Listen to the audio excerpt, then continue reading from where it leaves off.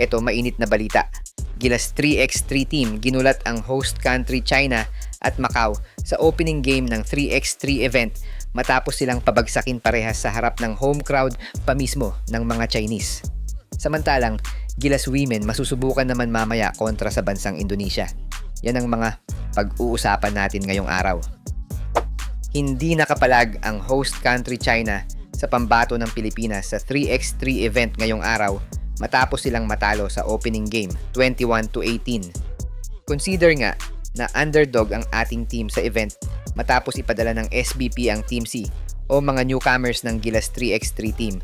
Pero yan nga ang naging statement ng Pilipinas na hindi basta-basta ang ating mga players na pinadala sa China.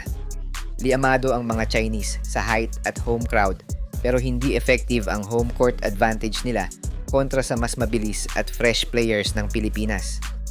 Same scenario ang nangyari sa second game matapos namang ilang paso ng Gilas ang team ng Macau sa kanilang ikalawang laro ngayong araw.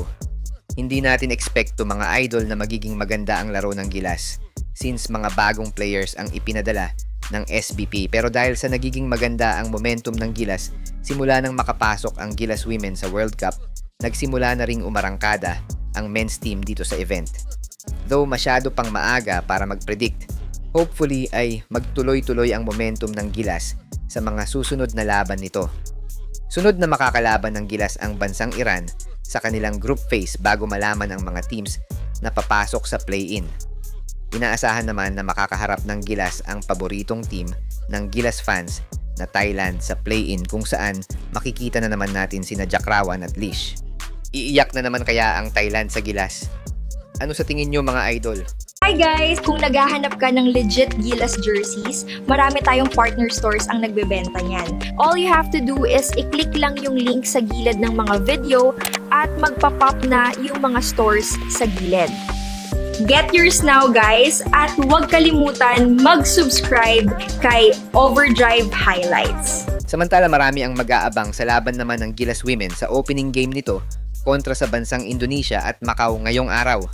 Bagamat wala ang main ace player ng Gilas Women na si Casey De La Rosa, pangungunahan naman ni FIBA Asia silver medalist Mika Cacho at Reynalyn Ferrer ang squad ng Gilas kasama ang mga veteranong players ng Gilas Women na si Kay Pingol at Gabi Bade. Ayon nga sa SBP, ito na ang isa sa magiging paghahanda ng Gilas Women sa paparating na laban nila sa World Cup sa June. Kaya naman mas lalo pa nilang pinapalawak ang pool ng Gilas hindi lang sa women's kundi sa men's team din.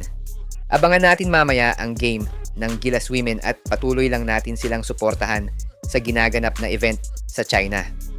Sa mga gusto pala manood ng laban ng Gilas sa FIBA World Cup qualifiers nang walang delay at free for life, magbibigay po kami ng free live streaming link.